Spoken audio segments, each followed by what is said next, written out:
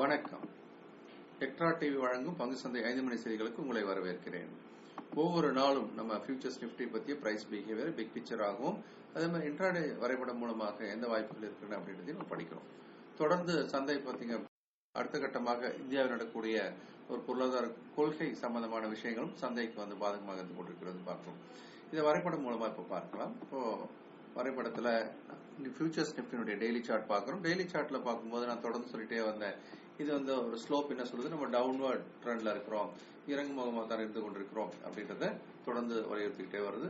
இந்த இறங்குமுகமான சூழ்நிலை அப்படின்றத நமக்கு அந்த எலெக்ஷன் அன்னைக்கு பார்த்தோம். ஓரளவுக்கு மேல கீழே ரீபவுண்ட் ஆகி மறுநாளும் ஏறியது.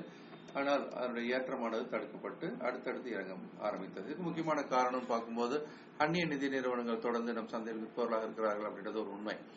இப்போதைய சூழ்நிலையில டெக்னிக்கலா எப்படி இருக்குதுன்றதையும் நம்ம இப்போ பார்க்கலாம். முந்தைய லோ அப்படின்னு பார்த்தா ஏறக்குறைய அந்த அமெரிக்க தேர்தல் முடிவு வந்த அன்னைக்கு லோ 8076 அந்த லோ நோக்கி தான் போயிட்டு இருக்கு. லோ டெஸ்ட் பண்றதுக்கு இன்னைக்கு 126ல முடிஞ்சிருக்கிற ஒரு சூழ்நிலையில இப்ப அந்த 8070 என்பது முக்கியமான அளவாக நம்ம பார்க்கிறோம். இப்போ வியாபாரம் பண்ணுவதற்கான வாய்ப்புகள் இப்போ ஒருவேளை 8070 உடைக்கப்பட்டால் அப்படி சொல்லும் போது அங்கிருந்து 7900 என்ற அடுத்த கட்டத்தை நோக்கி செல்ல வாய்ப்பு இருக்கிறது. அது உடைக்கப்பட்டால் அங்கிருந்து ஒரு 750 300 புள்ளிகள் இறங்கும் வாய்ப்பு இருக்கிறது. சரி, மேல அப்படின்னு பார்த்தா ஸ்ட்ராங் ரெசிஸ்டன்ஸ் லெவல் எங்க வரும் அப்படின்னா இப்போதைக்கு 8300 to 320 அப்படி இந்த லெவல் தான் இப்போதைக்கு ரெசிஸ்டன்ஸ் லெவலா இருக்கிறது. நம்ம இன்ட்ராடே வரைபடத்துல போயிட்டு வியாபாரத்துக்கான வாய்ப்புகளை பார்க்கலாம். வியாபாரம் அப்படின்னு பார்த்தா இப்போதைக்கு இந்த இறக்கம் இன்னைக்கு முடிஞ்சிருக்கிற விலை அப்படின்றது பார்க்கும் பொழுது 8126 அப்படின்ற முடிஞ்சிருக்கு இல்லையா. அப்போ இந்த 8110 115 அப்படின்ற எல்லை தான் உடனடி ஆதரவு பார்க்கலாம்.